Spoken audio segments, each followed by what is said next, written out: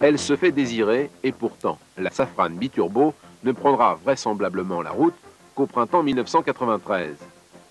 Le vaisseau amiral de la régie Renault s'annonce déjà sur le papier comme une redoutable concurrente pour les puissantes BMW et Mercedes. Doté d'un V6 3 litres double turbo, proche de celui de l'Alpine A610, qui développe 260 chevaux, la bête devrait atteindre sans peine les 250 km/h. C'est le préparateur allemand Arge, connu pour ses travaux BMW, qui a développé cette mécanique, la plus puissante de toutes les berlines françaises. Un autre tuner allemand, Irmscher, plus connu pour ses réalisations sur base d'Opel, a habillé la belle.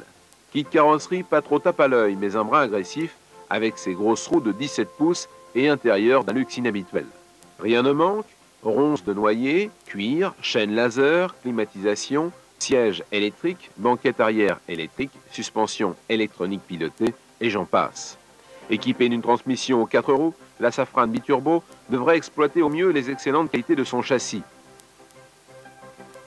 Ce luxe à l'allemande aura malheureusement un inconvénient, celui d'un tarif à l'allemande, c'est-à-dire proche des 400 000 francs.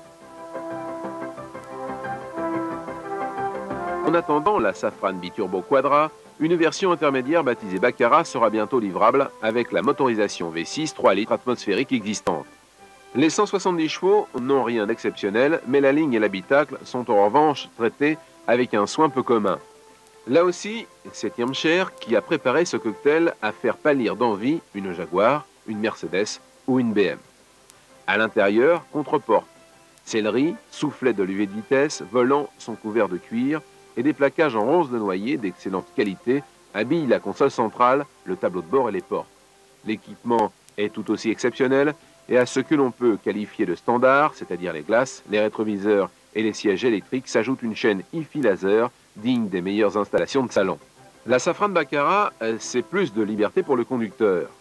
Exclusivement équipée d'une boîte automatique à 4 vitesses, elle est aussi la première berline du monde à être dotée en série d'un radiotéléphone.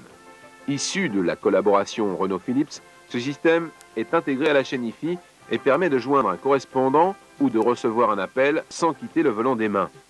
Avec son niveau sonore très bas, son confort top niveau et des performances correctes, 210 km/h en pointe, la Safrane Baccarat se lance sur le plus difficile des marchés, celui où l'image compte autant que les qualités. À ce niveau, le prix de 329 000 francs n'est qu'accessoire et le challenge audacieux. Mais en ce moment, Renault réussit plutôt bien ses défis, alors souhaitons-lui bonne chance.